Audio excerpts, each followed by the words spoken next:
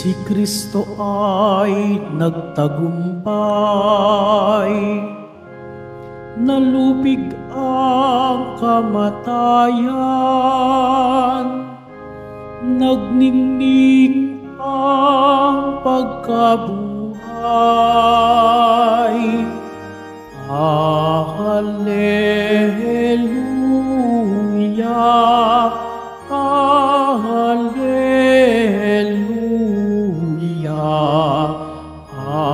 Hallelujah,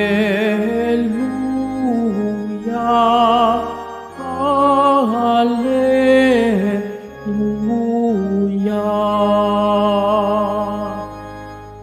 Sumainyo ang Panginoon. At sumaiyo rin. Ang mabuting balita ng Panginoon ayon kay San Marcos. Papuri sa iyo, Panginoon.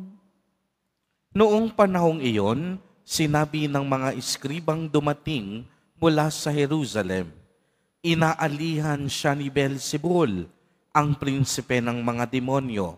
Ito ang nagbigay sa kanya ng kapangyarihang magpalayas ng mga demonyo.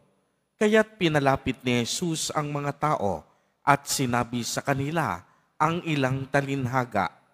Paano mangyayaring palayasin ni Satanas si Satanas kapag naglaban-laban ang nasasakupan ng isang kaharian, hindi mananatili ang kahariang iyon. At kapag naglaban-laban ang magkakasambahay, hindi mananatili ang sambayanang iyon. Gayon din naman, kapag naghimagsik si Satanas laban sa kaniyang sarili at naglaban-laban ang kaniyang nasasakupan, hindi magtatagal at darating ang kaniyang wakas. Walang makakapasok sa bahay ng isang taong malakas at makakaagaw ng kaniyang ari-arian, malibang gapusin muna niya ang taong iyon. Saka pa lamang niya malolooban ang bahay na iyon. Tandaan ninyo ito. Maaaring ipatawad sa mga tao ang lahat ng kasalanan at panlalait nila sa Diyos. Ngunit ang sinumang lumait sa Espiritu Santo ay hindi mapapatawad. Ang kaniyang kasalanan ay hindi mapapawi kailanman.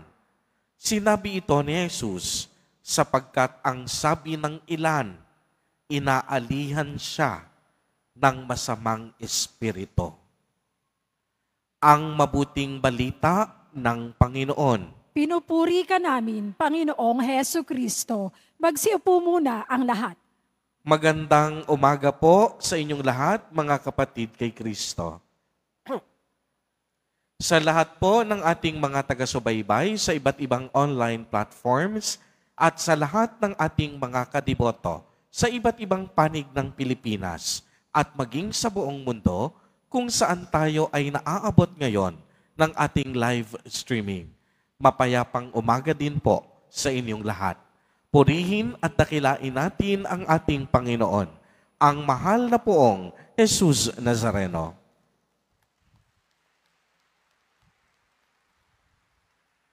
Mga kapatid kay Kristo at mga kadiboto, malugod po namin kayong tinatanggap sa Basilica Minor at Pambansang Dambana ni Jesus Nazareno.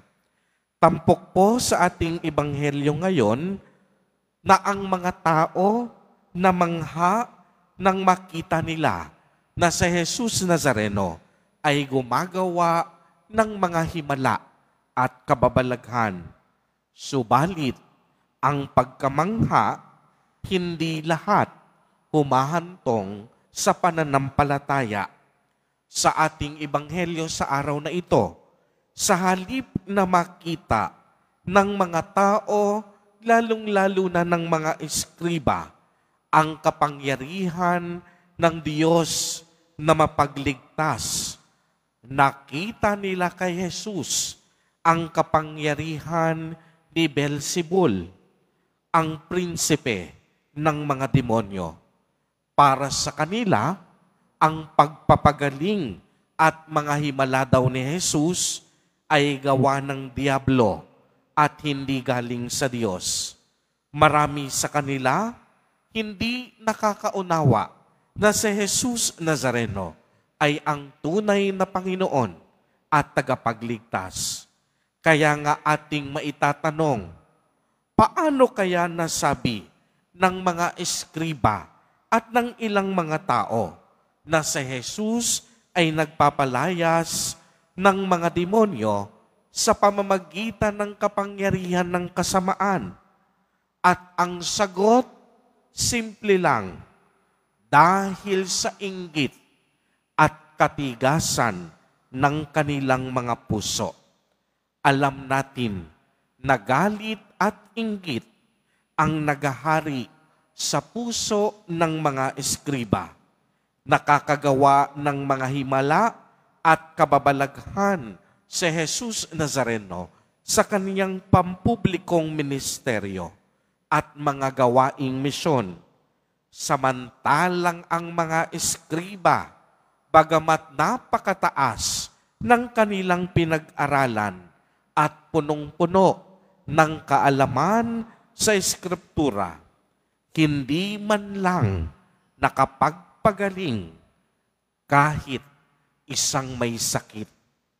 Totoong-totoo nga, sa lahat ng mga tukso at problema sa mundong ito, minsan madali tayong malito sa kung ano ba talaga ang mahalaga. Napakaraming ingay sa mundo ngayon, napakaraming digmaan at paghihirap. Maraming desisyon ang kinahaharap natin sa araw-araw. Maraming mga bagay na maaaring magdala sa atin upang subukin tayo sa ating tunay na pinaniniwalaan at pinahahalagahan sa buhay.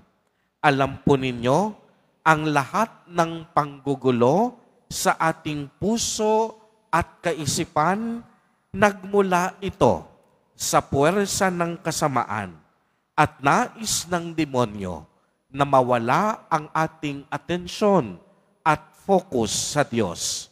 Kapag nawala na tayo sa focus, diyan na tayo magsisimulang mamuna.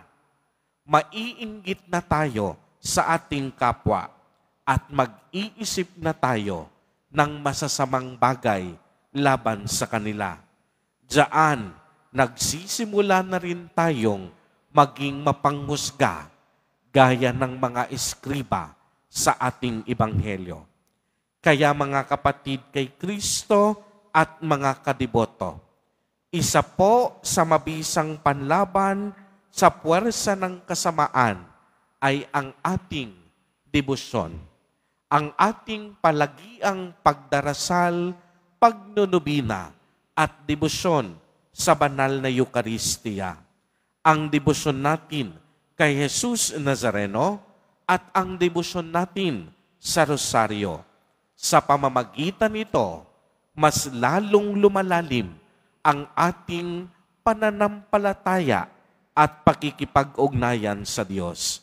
Sa pamamagitan ng ating mga debosyon, tinuturuan nito tayong kumapit at umasa hindi sa puwersa ng kasamaan, kung hindi sa ating Diyos.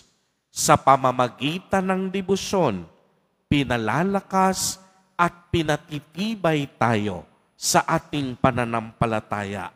Sa pamamagitan ng debosyon, mas higit nating nakikilala at nauunawaan kung ano nga ba ang tunay na mahalaga sa ating buhay.